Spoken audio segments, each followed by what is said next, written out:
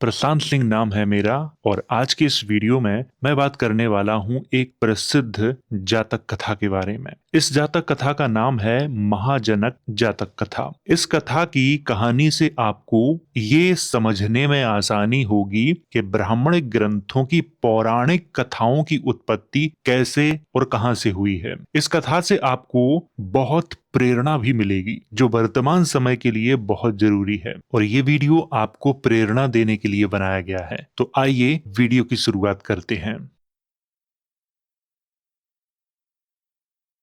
जिस जातक कथा की चर्चा मैं इस वीडियो के अंदर करने वाला हूं, ये जातक कथा कहां से ली गई है। ये जातक कथा खुद्दक निकाय से ली गई है, ये आपको ध्यान में रखना है। तो जातक कथा की जो शुरुआत है वो यहाँ से होती है। श्रावस्ती के जैतवन बिहार में एक दिन भिक्षु तथागत के महाभिनिष्क्रमण अर्थात महात्याग की चर्चा कर रहे थे कि कैसे राजकुमार सिद्धार्थ ने राज सुख को छोड़कर निर्वाण का मार्ग पकड़ा। उसी समय भगवान बुद्ध वहां पहुंचे। उन्होंने पूछा, भिक्षुओं किस विषय पर चर्चा हो रही है। भिक्षुओं ने निवेदन किया, भंते हम आपके महान त्याग के बारे में बात कर रहे थे। तब बुद्ध ने कहा, मैंने ऐसा त्याग केवल इस जन्म में ही नहीं अनेक पूर्व जन्मों में भी किया है। और उन्होंने भिक्षुओं को यह पूर्व जन्म की कथा सुनाई। अब मैं आगे जिस कथा को सुनाने वाला हूँ वो कथा किसी और की नहीं है, ये गौतम बुद्ध के पूर्व जन्म की कहानी है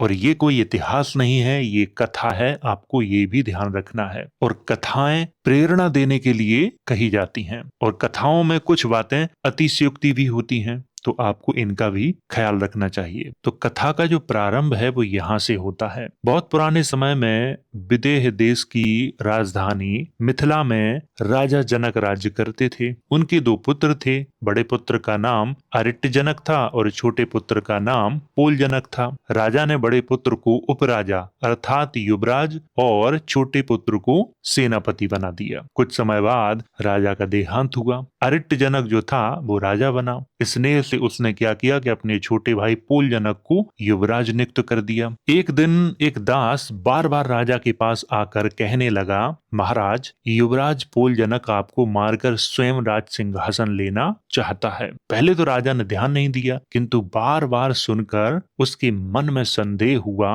उन्होंने पोल जनक को बुलवाया और बिना जांच पड़ताल के ही उसे बंधवा दिया, बेड़ियां लगवा दी और महल के पास एक सुरक्षित भवन में कड़ी निगरानी में उसे बंद करवा दिया। पोल जनक ने बेड़ियों में जकड़े हुए गंभीर संकल्प किया, यदि मैं अपने भाई अरिट जनक का वास्तव में शत्रु हूँ तो ये बेड़ियां न टूटें और यह द्वार भी न खुले, पर यदि मैं निर्दोष हूँ तो ये बेड़ियां स्वयं टूट जाएं और द्वार खुल जाए। ऐसा कहते ही लोहे की बेड़ियां खुल गईं, गिरकर बिखर गईं और द्वार अपने आप खुल गया। पोल जनक वहां से निकलकर एक सीमावर्ती ग्राम में जा छिपा। ग्रामवासियों ने धीरे धीरे समझ लिया कि यह कोई साधारण मनुष्य नहीं है। वे उसकी सेवा करने लगे। समय बीतने पर उसने उस सीमा प्रदेश की सत्ता अपने हाथ में ले ली, वहां का स्वामी बन गया और अरिट जनक के लिए उसे पकड़ पाना असंभव हो गया। सीमावर्ती राज्य पर अधिकार पा लेने के बाद पोल जनक के मन में विचार आया,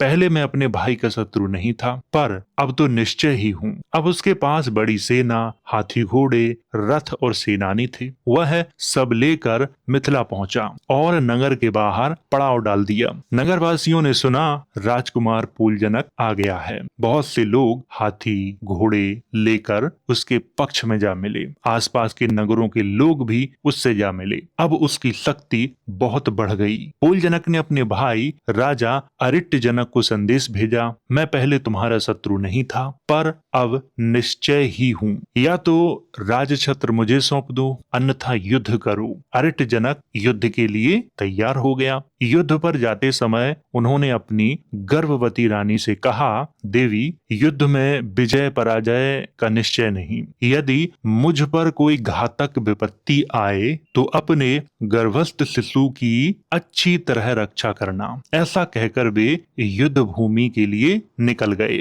युद्ध में पोल जनक की सेना ने अरिट जनक को मार डाला। राजा की मृत्यु की खबर से मिथिला में हाहाकार मच गया। रानी ने जब ये सुना कि उसके पति मारे गए हैं तो उन्होंने तुरंत तुरंत निर्णय लिया कि जो हमारे गर्भ में शिशु पल रहा है उसे बचाना है। उन्होंने सोना रत्न एक टोकरी में रखा, ऊपर कपड़ा बिछाकर उस पर कुटा हुआ चावल फैला दिया, स्वयं मैले वस्त्र पहन लिए, शरीर की बनावट बदल ली, टोकरी सिर पर रखी और दिन के अजीब समय में महल से निकल पड़ी। किसी ने उन्हें पहचान न पाया। वे उत्तरी द्वार से बाहर निकली। उन्हें कोई मार्ग ज्ञात नहीं था, क्योंकि वे पहले कभी अकेली कहीं गई ही नहीं थी। बस इतना सुन रखा था कि कहीं काल चंपा नाम का नगर है। वे मार्ग पर बैठ गई और आने जाने वालों से पूछने लगी, क्या कोई काल चंपा नगर की ओर जा रहा है? रानी के गर्भ में कोई साधारण शिशु नहीं था,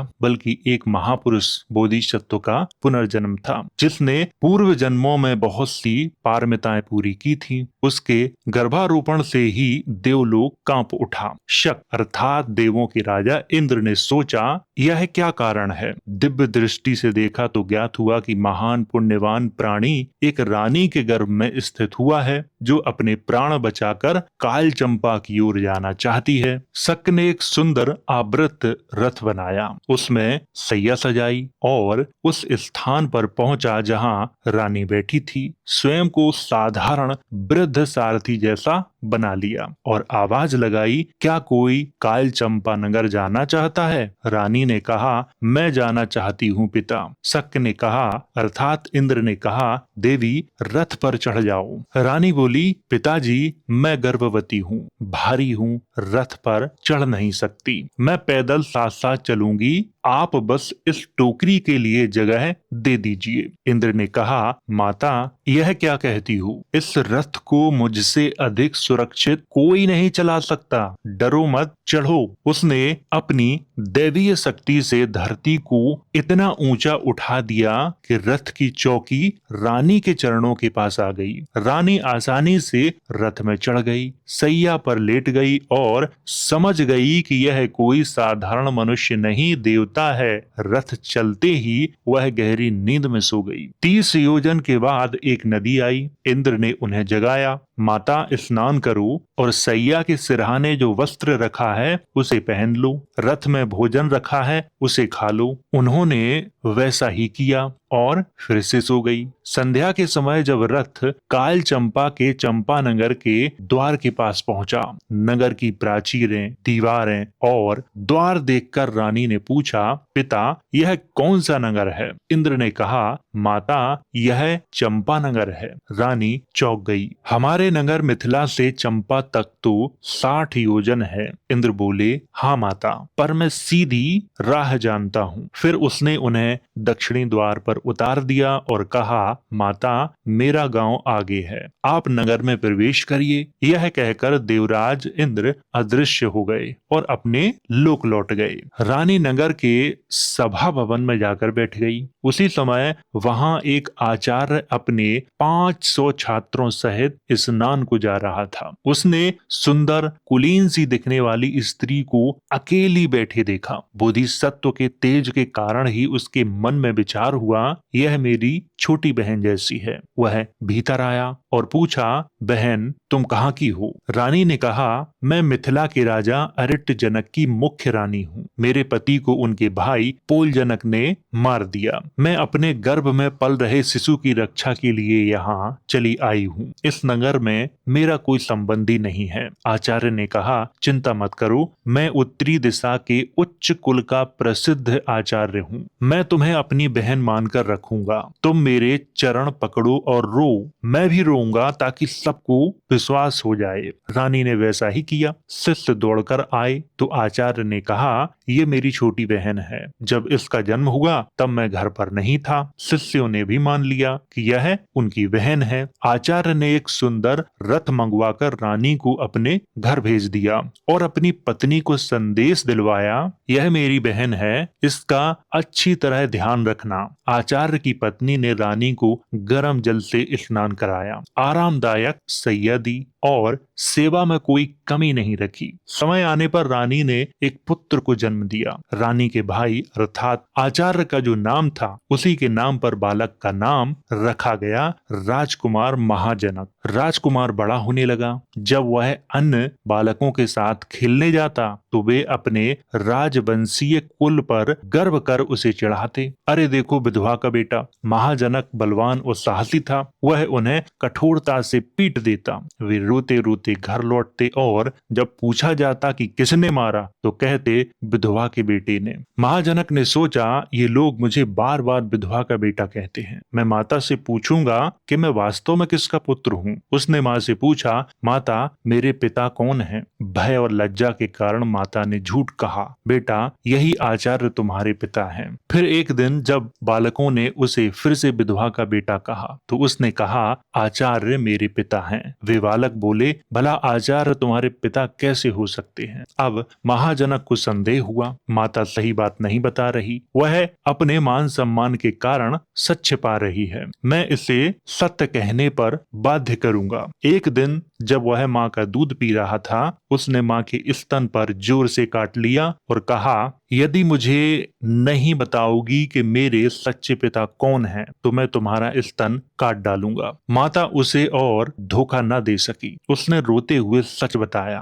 बेटा तुम मिथिला के राजा अरिट जनक के पुत्र हो। तुम्हारे पिता को उनके भाई पोल जनक ने मार डाला। मैं तुम्हें बचाने के लिए उस नगर को छोड़कर यहाँ आई हूँ। यह आचार्य मुझे बहन की तरह रखता है। तुम्हारे पालन पोषण में उसने बहुत मदद की है। अब जब कोई बालक उसे विधवा का पुत्र कहता तो वह क्रोधित नहीं होता, बल्कि चित्त में निश्चय करता, मैं भविष्य में अपने पिता का राज्य वापस लूंगा। महाजनक अत्यंत बुद्धिमान था। 16 वर्ष की आयु से पहले ही उसने अनेक कलाएं सीख ली और रूप गुण से भी अनुपम हो गया। अब उसने सोचा, मैं अपने पिता का राज्य पुनः प्राप्त करूंगा। उसने माता से पूछा, माता क्या आपके पास कुछ धन है? यदि नहीं तो मैं व्यापार करूंगा, धन कमाऊंगा और फिर मिथिला जाकर राज्य लूंगा। माता ने कहा, बेटा मैं खाली हाथ नहीं आई थी। मेरे पास मोती, रत्न, हीरे का भंडार है जो राज्य वापस लेने के लिए पर्याप्त है। इनसे सीधे सेना बनाकर मिथिला जाओ, व्यापार करने की आवश्यकता नहीं है। महाजनक बोला, माता आप जो धन लाई हैं मैं उसका केवल आधा लूंगा, उसे व्यापार में लगाऊंगा, स्वर्ण भूमि जाकर बड़ी संपत्ति अर्जित करूंगा और अधिक सामर्थ्य से राज्य वापस लूंगा। माता ने आधा धन दे दिया। उसने उससे व्यापार सामग्री बनवाया और उन व्यापारियों के जहाज पर लदवा दिया जो स्वर्ण भूमि जा रहे थे। माता ने रोका, बेटा समुद्र यात्रा में संकट अधिक है, सफलता बहुत कम है। तुम्हारे पास जितना धन है उसी से राज्य लिया जा सकता है, समुद्र में मत जाओ। पर महाजनक ने कहा, माता मैं अवश्य जाऊंगा। वह माता को प्रणाम कर जहाज पर चढ़ गया। उसी दिन पोल जनक के शरीर में भयंकर रोग उत्पन्न हुआ और वह बिस्तर से उठ ना सका। जहाज पर 7 बड़े कारवां, पशु और व्यापारी चढ़े हुए थे। 7 दिन में जहाज ने 700 योजन की दूरी तय कर ली। अत्यधिक वेग और भार के कारण जहाज की तख्तियां ढीली हो गईं। पानी भीतर आने लगा और जहाज महासागर के बीच में डूबने लगा। जहाज पर बैठे लोग रोने चीखने देवताओं को पुकारने लगे। किसी ने अपने देव देवियों को स्मरण किया, किसी ने दया की प्रार्थना की, लेकिन महाजनक जो बोधिसत्व थे वे न रोए, न विलाप किया, न ही किसी देवता को पुकारा। उन्होंने समझ लिया कि जहाज अब निश्चित रूप से नष्ट होने वाला है। उन्होंने घी और गुड़ मिलाकर पेट भर खाया। अपने 2 स्वच्छ वस्त्र तेल से चुपड़कर कसकर शरीर से बांध लिए और जहाज के मस्तूल से टिककर खड़े हो गए। जहाज डूब गया पर मस्तूल जल में सीधा खड़ा रह गया। जहाज के अन्य लोग मछलियों और कछुओं का आहार बन गए। चारों ओर समुद्र का जल रक्त रंग जैसा हो गया, मगर महाजनक मस्तूल पर खड़े रहे। उन्होंने दिशा पहचानी, मिथिला किस ओर है, और फिर मस्तूल के शिखर से दूर छलांग लगाई ताकि समुद्री जीवों की पहुंच से बाहर गिरे। अनुमानतः 40 हाथ दूर जाकर गिरे और तैरने लगे। उसी दिन रोग से पीड़ित पोलजनक की भी मृत्यु हो गई। महाजनक समुद्र की तरंगों को चीरते आगे बढ़ते रहे, मानो स्वर्ण का ठोस पिंड जल पर तैर रहा हो। उन्होंने 7 दिन तक लगातार तैरते हुए संघर्ष किया। समुद्र की रखवाली का काम उस समय मणिमेखला नाम की एक देवी को सौंपा गया था। चारों दिशाओं के भूलोकपालों ने उससे कहा था, जो लोग माता भक्ति आदि गुणों से युक्त हों वे समुद्र में डूबने योग्य नहीं हैं। ऐसे पुण्य आत्माओं की रक्षा करना। लेकिन 7 दिनों तक मणिमेखला देव सुख या अन्य कार्यों में उलझी रही। उसने समुद्र की ओर ध्यान नहीं दिया। 7वें दिन उसे ध्यान आया, आज 7 दिन हो गए, मैंने समुद्र की ओर देखा ही नहीं। कहीं कोई पुण्यवान प्राणी संकट में तो नहीं। दिव्य दृष्टि से देखा तो उसने महाजनक को समुद्र में अकेले संघर्ष करते देखा। वह समझ गई ये असाधारण पुरुष है, यदि इनका नाश हो जाता तो मुझे दोष लग जाएगा। उसने आकाश में सुंदर रूप धरकर प्रकट होकर उनकी परख करने के लिए पूछा, हे पुरुष, तुम कौन हो जो इस अपार समुद्र में भूमि से बहुत दूर इतना पुरुषार्थ करके संघर्ष कर रहे हो? किस मित्र पर तुम्हारा भरोसा है जो तुम्हें सहायता करेगा? महाजनक ने उत्तर दिया, आज समुद्र में मेरा 7वां दिन है। मैंने अपने सिवा यहाँ कोई दूसरा प्राणी नहीं देखा। अभी जो मुझसे पूछ रही हो तुम कौन हो, मैं अभी यह भी नहीं जानता, पर इतना जानता हूँ कि जब तक सामर्थ्य है प्रयास करना ही मनुष्य का धर्म है। देवी ने कहा, यहाँ न तट दिखाई देता है न कोई नाव, चारों ओर बस जल ही जल है। तुम्हारा परिश्रम व्यर्थ है, समुद्र के बीच में तुम मर ही जाओगे। महाजनक बोले, यदि मैं पूरा प्रयास करते करते भी मर जाऊं तो भी मुझ पर किसी प्रकार का दोष नहीं आएगा। दोष उस पर है जो सामर्थ्य होते हुए भी प्रयास ना करे। उन्होंने समझाया, जो सोचकर पहले ही हार मान ले उससे कुछ प्राप्त नहीं होगा, और प्रयास ही ना करे हानि का दोष उसी का है। मनुष्य योजना बनाते हैं, कर्म करते हैं, परिणाम कभी सफल होता है तो कभी सफल नहीं होता है। भविष्य अनिश्चित है, पर प्रयत्न ना करना निश्चित दोष है। अन्य सब डूब गए पर मैं बचा हूँ, यह मेरे पुरुषार्थ का फल है, न कि केवल भाग्य का। अतः जब तक बल है मैं समुद्र को चीर कर आगे बढ़ता रहूंगा। रुकूंगा केवल तब जब शरीर में ताकत न रहेगी। देवी उसकी दृढ़ता और बुद्धि से बहुत प्रसन्न हुई और बोली, हे वीर पुरुष, तुम जो इस भयंकर समुद्र में भी कर्तव्य के लिए परिश्रम से नहीं हटते, जहां तुम जाना चाहो तुम्हें कोई नहीं रोक सकेगा। फिर उसने पूछा,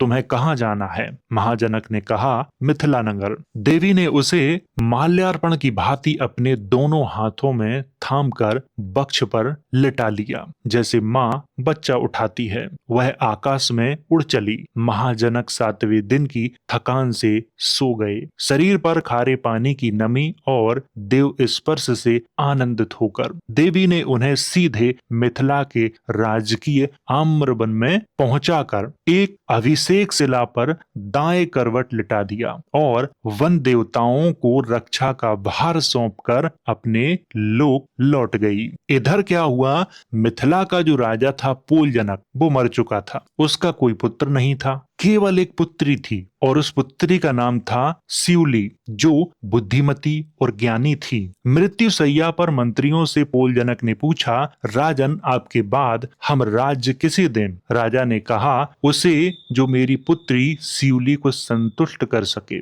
या जो मेरे चौकोर पलंग का शीर्ष पहचान सके, या उस धनुष पर प्रत्यंचा चढ़ा सके जिसे खींचने के लिए 1000 पुरुषों की शक्ति चाहिए, या जो 16 महान निधियां निकाल सके। राजा के देहांत के बाद मंत्रियों ने 7वें दिन सभा की और विचार किया किसे राज्य दें। पहले उन्होंने सेनापति को बुलाया। राजकुमारी ने उसकी परीक्षा ली। कभी उसे तेज दौड़ने को कहा, कभी पास बुलाया, कभी अपने चरण दबाने को कहा, फिर पैर से उसके वक्ष पर प्रहार कर गिरा दिया और दासियों से उसे मारकर बाहर फेंकने को कहा। सब अधिकारी, कोषाध्यक्ष, लेखाकार, छत्रधारी आदि उसकी परीक्षाओं में असफल हुए। उसने सबको अपमानित कर लौटा दिया। तब लोग बोले, राजकुमारी को कोई प्रसन्न नहीं कर सकता। अब हमें वही मापदंड रखना होगा जो राजा ने बताया था, धनुष, पलंग और खजाने का। पर राज्य में कोई ऐसा ना मिला जो धनुष खींच सके या पलंग का शीर्ष पहचान सके या 16 निधियां निकाल सके। पूरे राज्य में कोई ऐसा नहीं मिला। तब राजपुरोहित ने सुझाव दिया, राजा के बिना राज्य नहीं चल सकता। हमें उत्सव रथ भेजना चाहिए। वह रथ जहां जाकर जिसको पाएगा वही जम्मू द्वीप पर शासन करने योग्य होगा। 4 सुंदर घोड़ों से युक्त रथ सजाया गया, 5 राज चिन्ह लगाए गए और पीछे वाद्य यंत्र बजते हुए रथ नगर में घूमने लगा। सेनापति व अन्य अधिकारी समझते रहे कि रथ उनके दरवाजे पर रुकेगा, पर वह किसी के सामने न रुका। नगर की परिक्रमा कर वह पूर्व द्वार से बाहर निकला और आम्रवन की ओर बढ़ा। उद्यान में प्रवेश कर रथ ने अभिषेक शिला के चारों ओर प्रदक्षिणा की और ठीक उस स्थान पर रुक गया जहां महाजनक सो रहे थे। राजपुरोहित ने दूर से देखा और मंत्रियों से कहा, उस पत्थर पर कोई लेटा है। हम नहीं जानते हैं कि उसमें राजत्व की योग्यता है या नहीं। यदि वह पुण्य आत्मा हुआ तो शोर सुनकर ना घबराएगा, यदि अपशकुनी होगा तो कांप उठेगा। उन्होंने सब वाद्य बजवाए। आवाज से महाजनक जाग गए। उन्होंने सिर से वस्त्र हटाया। एक बार चारों ओर देखा, विशाल जनसमूह है और रथ देखा। समझ गए कि भाग्य ने उन्हें राजा बनने के लिए बुलाया है। फिर सिर ढककर वाई करवट लेट गए। राजपुरोहित ने उनके पैर से वस्त्र हटाकर विशिष्ट महापुरुष लक्षण देखे और कहा, ये तो केवल एक द्वीप ही नहीं, चारों महाद्वीपों पर शासन करने योग्य है। फिर उसने पुनः वाद्य बजाने को कहा। महाजनक ने इस बार दाईं करवट होकर सभा की ओर मुंह किया। राजपुरोहित ने हाथ जोड़कर कहा, उठिए महाराज, अब राज्य आपका है। महाजनक ने पूछा, पुराना राजा कहाँ है? उसका देहांत हो चुका है। क्या कोई पुत्र या भाई बचा है? नहीं महाराज। तब महाजनक ने कहा, यदि कोई उत्तराधिकारी नहीं तो मैं राज्य स्वीकार करता हूँ। वहीं अभिषेक शिला पर ही उनका राज्य अभिषेक किया गया। वे राजा महाजनक कहलाए। फिर रथ पर बैठकर राज वैभव से नगर में प्रवेश किया। राजमहल पहुंचे और सिंहासन पर बैठे। राजकुमारी शिवली ने सोचा, देखूं यह राजा कितना बुद्धिमान है। उसने दूत भेजकर बुलवाया। राजकुमारी तुम्हें बुलाती हैं। राजा ने पहले ध्यान न दिया। वे राजमहल की व्यवस्था के बारे में निर्देश देते रहे, मानो संदेश सुना ही ना हो। तीसरी बार बुलाने पर वे शांति और गरिमा से वहां पहुंचे। शिवली उनके तेज से अभिभूत हो गई। आगे बढ़कर उनका हाथ पकड़कर ऊपर ले गई। सिंहासन शाला में बैठकर राजा ने मंत्रियों से पूछा, राजा की मृत्यु के समय उसने क्या निर्देश छोड़ा था? उन्होंने कहा, राज्य उसे दिया जाए जो राजकुमारी शिवली को प्रसन्न कर सके। राजा बोले, जब मैं यहाँ आया तो राजकुमारी ने स्वयं मुझे सहारा देने को हाथ दिया। इससे अधिक प्रसन्नता और क्या होगी? यह शर्त पूरी हो चुकी। फिर पूछा गया, राजा ने कहा था कि राज्य उसे मिले जो चौकोर पलंग का शीर्ष पहचान सके। राजा ने कहा, यह जानना कठिन नहीं। उन्होंने अपने मस्तक से एक स्वर्ण सुई निकालकर शिवली को दी और कहा, इसे पलंग के शीर्ष पर लगा दो। शिवली ने सुई पलंग के वास्तविक शीर्ष पर लगा दी। इस इशारे से राजा ने समझ लिया कि कौन सा भाग शीर्ष है। फिर ऊंची आवाज में पूछा, वे क्या कह रहे थे? जब मंत्रियों ने फिर कहा, तब उन्होंने तुरंत सही दिशा दिखाकर कहा, पलंग का शीर्ष यही है। सब आश्चर्यचकित रह गए। तीसरी शर्त थी 1000 पुरुषों की शक्ति वाले धनुष पर प्रत्यंचा चढ़ाना। धनुष लाया गया। राजा ने उसे सैया पर बैठे बैठे ही ऐसे खींचा जैसे कोई स्त्री कपास पास धनुष खींचती हो। चौथी शर्त थी 16 निधियां निकालना। सूची सुनकर वे समझ गए कि सूर्य से अभिप्राय पच्चेक बुध से है। अब पच्चेक बुध किसे कहा गया है उसके बारे में मैं आपको यहीं पर बता देता हूं, क्योंकि ये शब्द आगे बार बार प्रयोग होगा। पच्चेक बुध उसे कहते हैं जिसने बिना किसी दूसरे व्यक्ति या गुरु के सहायता से धम्म को और मोक्ष के मार्ग को प्राप्त किया हो। और पच्चेक बुध उपदेश नहीं देते हैं, ना उनका कोई गुरु होता है, ना उनका कोई संग होता है। वो जो भी ज्ञान प्राप्त करते हैं उस ज्ञान का प्रयोग वो सिर्फ अपने आप पर ही करते हैं, दूसरों को वो मुक्ति नहीं दिलाते हैं। उन्हें ही पच्चेक बुद्ध कहा जाता है। और जो सम्मा संबुद्ध होते हैं जैसे गौतम बुद्ध, ये सबसे श्रेष्ठ होते हैं। लोगों का कल्याण ही इनका मुख्य उद्देश्य होता है। तो यहाँ पर आपको समझ में आ गया होगा कि पच्चेक बुद्ध यहाँ पर किसको कहा जा रहा है। आगे बात करते हैं। उन्होंने पूछा, जब पच्चेक बुद्ध आते थे तो राजा उनसे मिलने कहाँ खड़ा होता था। यहाँ पर ये बात कौन पूछ रहा है? ये महाजनक पूछ रहे हैं अपने मंत्रियों से कि जिस राजा की मृत्यु हो चुकी है वो राजा जब पच्चेक बुद्ध आते थे राजमहल में तो वो उनसे मिलने के लिए कहाँ पे खड़ा होता था, उन्हें विदा कहाँ से करता था। मंत्रियों ने स्थान बताए। उन सब स्थानों पर खुदाई कराई गई और उन सब स्थानों पर जो खजाना छुपा रखा था वो निकाला गया। जनता ने जयघोष किया। पहले लोग सूर्योदय निधि समझकर पूर्व दिशा में खोदते रहे, सूर्यास्त निधि के नाम से पश्चिम में, पर असली निधि तो यहाँ थी। राजा ने कहा, यह धन मैं दान के मुख में डालूंगा। उन्होंने नगर के बीचों बीच और चारों द्वारों पर 5 शिला दान शालाएं बनवाई और अन्न, धन, वस्त्र, रथ, गायों का महादान दिया। अपनी माता और कालचंपा के आचार्य को बुलवाया, उन्हें उच्च सम्मान दिया और सुख पूर्वक बसाया। यहाँ पर एक शब्द आया है गायों का महादान। आप लोगों को ये जानकर बड़ा आश्चर्य होगा कि गौ हत्या पर प्रतिबंध लगाने की बात सबसे पहले बौद्ध धर्म में ही आई है। बाद में इसी को हिंदू धर्म वालों ने अपनाया है। और इसकी जानकारी कहाँ मिलती है? स्वामी विवेकानंद के लेखों में मिलती है। ये बात मैं आपको यहाँ पे बता रहा हूँ। आप में से बहुत से लोग ऐसे होंगे जिन्हें ये सुनकर बड़ा आश्चर्य होगा, लेकिन ये सच्चाई है।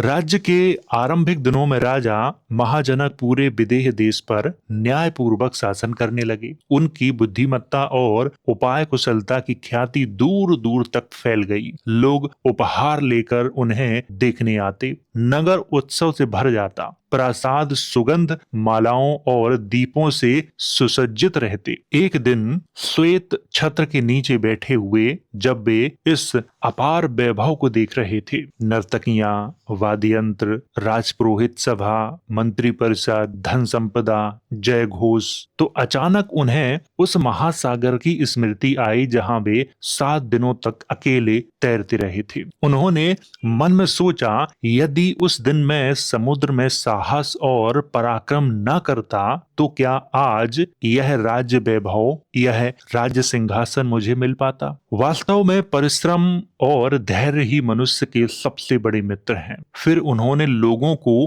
प्रेरित करने के लिए उपदेश के रूप में कहा, हे मनुष्य, यदि बुद्धिमान हो तो आशा मत छोड़ो, साहस मत गिरने दो। मैं स्वयं इस बात का साक्षी हूँ। परिश्रम से मैंने अपना लक्ष्य पाया है। कष्टों से घिर जाने पर भी जो मेहनत जारी रखता है वही समुद्र की तरंगों से लड़कर तट तक पहुंचता है। राजा महाजनक ने ये जो बात कही है इसमें पूरी तरह सच्चाई है। जो मेहनत करता है वही सफल होता है और जो भाग्य के भरोसे बैठता है फिर वो बैठा ही रह जाता है। चाहे कितना भी कष्ट हो, चाहे कितनी भी विपत्ति आए, अपनी मेहनत जारी रखो। और जो निरंतर मेहनत करता है भाग्य भी उसी का साथ देता है। यही यहाँ पर कहा गया है और आप लोगों के लिए एक बहुत अच्छा संदेश है। आइए आगे बात करते हैं। सोच सोच कर बैठने से कुछ नहीं होता, कर्म ही फल लाता है।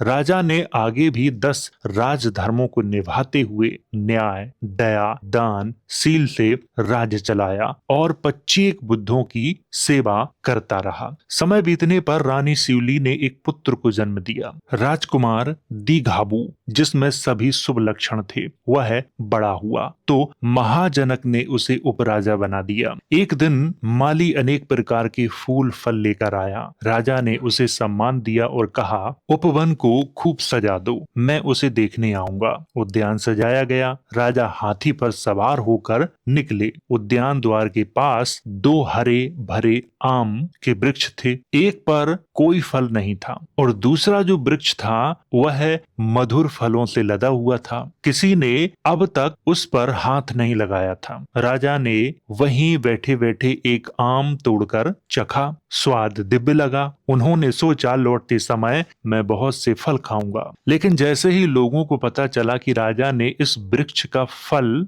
खाया है, अर्थात पहला फल खाया है, सब उस पर टूट पड़े। उपराजा से लेकर गजपाल तक फल तोड़ते तोड़ते, डंडों से शाखाएं तोड़कर, पत्ते नोचकर उन्होंने वृक्ष को लगभग उजाड़ दिया। दूसरा वृक्ष जिसमें फल नहीं थे वो वैसे का वैसा ही रहा। लौटते समय राजा ने देखा एक वृक्ष टूटा फूटा और दूसरा अक्षत खड़ा है। उन्होंने पूछा, ये क्या हुआ? मंत्रियों ने कहा, प्रजा ने देखा कि महाराज ने इस वृक्ष का फल चखा, सो सब उस पर टूट पड़े और उसे इस दशा में पहुंचा दिया। दूसरे वृक्ष पर फल नहीं थे, इसीलिए किसी ने उसे छुआ तक नहीं। ये सुनकर राजा के मन में गहरा विचार उठा। फल वाला वृक्ष फल के ही कारण नष्ट हुआ और जिसमें फल नहीं थे वो सुरक्षित खड़ा है। राज्य और संपत्ति भी ऐसे ही फल हैं। जिसके पास धन वैभव है वही अधिक भयभीत है, जिसके पास कुछ नहीं है वह निर्भय है। ये राजा सोच रहा है और वो सोचने लगा, मैं उस फलदार वृक्ष जैसा नहीं, फल रहित वृक्ष जैसा निर्भय होना चाहता हूँ। यह राजसुख, यह वैभव अंततः विनाश और चिंता का कारण है। मैं इसे छोड़कर सन्यासी बनूंगा। यह निश्चय करके राजा महल लौटे। राजद्वार पर खड़े होकर सेनापति को बुलाया और कहा, आज से कोई भी मेरा दर्शन ना करे। केवल एक व्यक्ति भोजन लाए और दूसरा जल तथा दंत धावन। तुम पुराने न्यायाधीशों के साथ मिलकर राज्य का संचालन करना। मैं महल की ऊपरी मंजिल पर सन्यासी जीवन व्यतीत करूंगा। वे ऊपर चले गए। राजवस्त्र होते हुए भी मन से तपस्वी बन गए। 4 महीने तक वे ऊपरी मंजिल में ही रहते, न संगीत सुनते, न नृत्य देखते, न शिकार, न उद्यान क्रीड़ा। वे ध्यान में बैठते, संसार की नश्वरता सोचते, पच्चेक बुद्धों की स्मृति में कहते, कौन मुझे दिखाए उन महान मुनियों का निवास स्थान जो वैराग्य में स्थित दुख सुख से पार हो चुके हैं। प्रजा ने देखा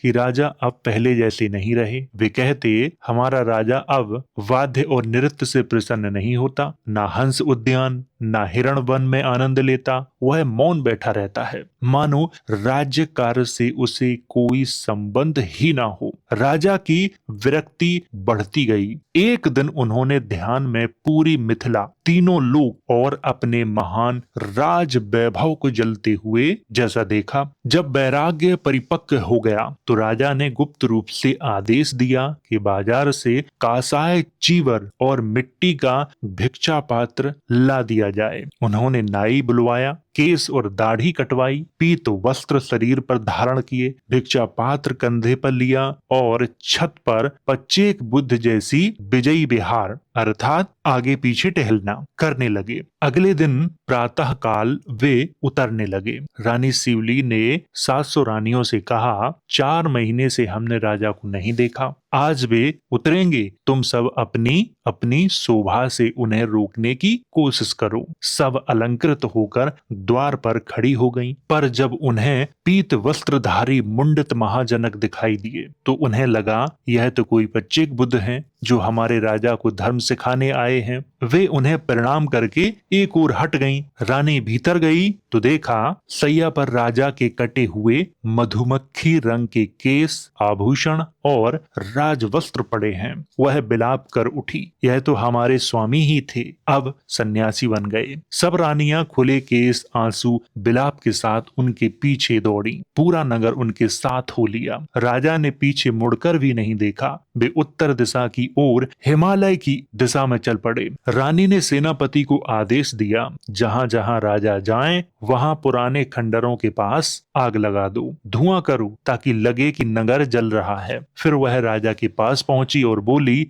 हे राजन, भयंकर आग लगी है। आपके महल, खजाने, रत्न सब जल रहे हैं। लौट चलिए, सब नष्ट हो जाएगा। राजा ने शांतिपूर्वक कहा, देवी, जिसके पास कुछ हो वही जलने का शोक करता है। मेरा तो कोई अपना नहीं। मिथिला जले या रहे, मेरा कुछ नहीं जलता। रानी ने फिर क्या किया, डकैतों और विनाश से मारे जा रहे लोगों का दृश्य दिखाया। पर राजा समझ गए, जब मैं स्वयं राज सिंहासन पर बैठा था तब कोई दस्यु उठ नहीं सकता था। यह सब मुझे रोकने का उपाय है। उन्होंने बार बार यही कहा, जिसका अपना कुछ नहीं वह निर्भय रह सकता है। लगभग आधा कोस चलकर राजा ने रुककर भूमि पर दंड से एक रेखा खींची और मंत्रियों से कहा, यह राज्य किसका है? आपका महाराज। तो जो इस रेखा को पार करेगा उसको दंड देना। ये मंत्रियों से कहा। प्रजा रेखा के इस पार रोती रही। आगे बढ़ने की हिम्मत किसी में न हुई।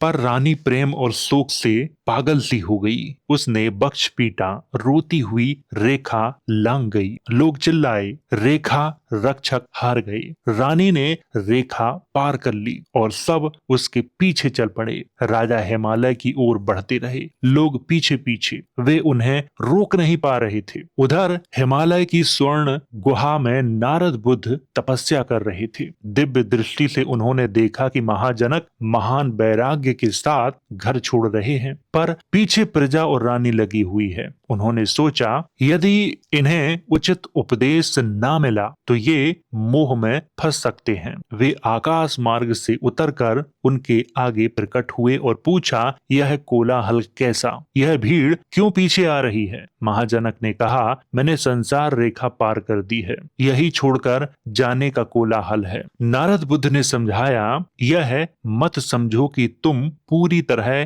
पार उतर चुके हो। जब तक यह शरीर है, भीतर कामना, आलस्य, प्रमाद आदि शत्रु हैं। मार्ग में अनेक अवरोध आएंगे। धैर्य, समता, नम्रता को साथ रखना। राजा ने विनम्रता से उन्हें धन्यवाद दिया। नारद बुद्ध अपनी गुफा में लौट गए। यहाँ पर मैं थोड़ा सा रुकना चाहूंगा। यहाँ पर नारद बुद्ध की बात हो रही है। बौद्ध परंपरा में 28 बुद्ध हुए हैं, उनमें से एक नारद बुद्ध भी थे। उन्हीं के समय की ये घटना है। ये घटना गौतम बुद्ध के समय की नहीं है। गौतम बुद्ध अपने पूर्व जन्म की कहानी सुना रहे हैं। पूर्व जन्म में वो महाजनक राजा थे। आगे की कहानी इस प्रकार है। आगे कुछ मिगजन नाम के दूसरे तपस्वी ने भी उन्हें देखा और पूछा, क्या किसी ने तुम्हें दुख दिया है जो तुम सब छोड़कर चले हो? राजा ने कहा, न मैंने किसी को दुख दिया है, न किसी ने मुझे, पर मैंने संसार को दुख, बंधन और मोह में डूबा देखा। इसी से स्वयं को चेताया और यह वैराग्य पथ पकड़ा।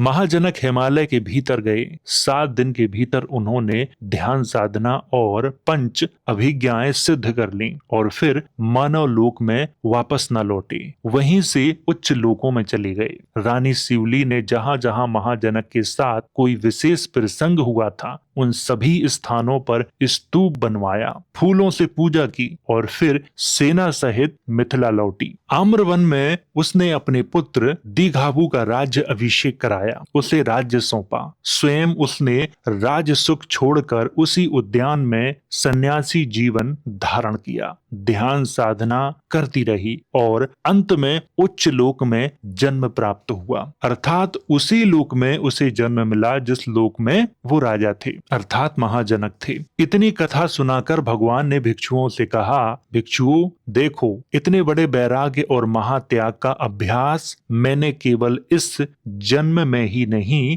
पूर्व जन्मों में भी किया है। महाजनक उस समय मैं ही था। ये कौन कह रहा है? ये गौतम बुद्ध कह रहे हैं अपने भिक्षुओं से। फिर उन्होंने उस समय के पात्रों की पहचान बताई। जो रानी शिवली थी वो कोई और नहीं थी। आज जो राहुल की माता है वही उस समय शिवली थी, और उस समय जो राजकुमार दीघाबू था आज वो राहुल है, और उस समय जो समुद्र की देवी मणिमेखला थी आज वो उप्पल वर्णा थेरी है, और उस समय जो नारद बुद्ध थे आज वो सारीपुत्र हैं। अंत में भगवान बुद्ध ने कहा, जिस प्रकार महाजनक ने समुद्र में प्रयास नहीं छोड़ा, राज सुख में रहते हुए भी वैराग्य नहीं छोड़ा, प्रजा और प्रियजनों के रोने पीटने पर भी धर्म का मार्ग नहीं छोड़ा, उसी प्रकार मनुष्य को भी दुख मोह और बाधाओं के बीच अपने लक्ष्य को नहीं छोड़ना चाहिए। प्राचीन समय में राजा महाराजा अपना राज्य छोड़ देते थे, सन्यासी बन जाते थे,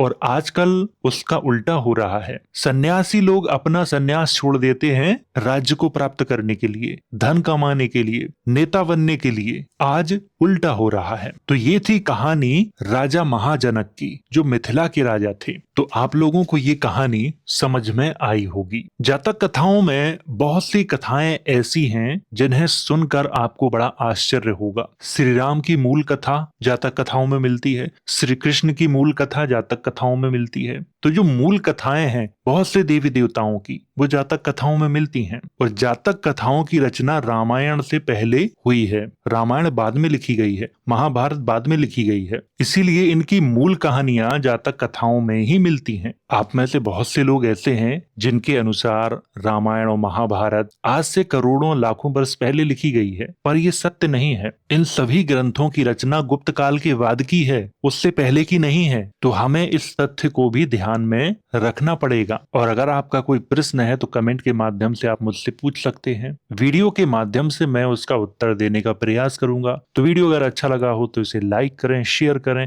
वीडियो देखने के लिए धन्यवाद।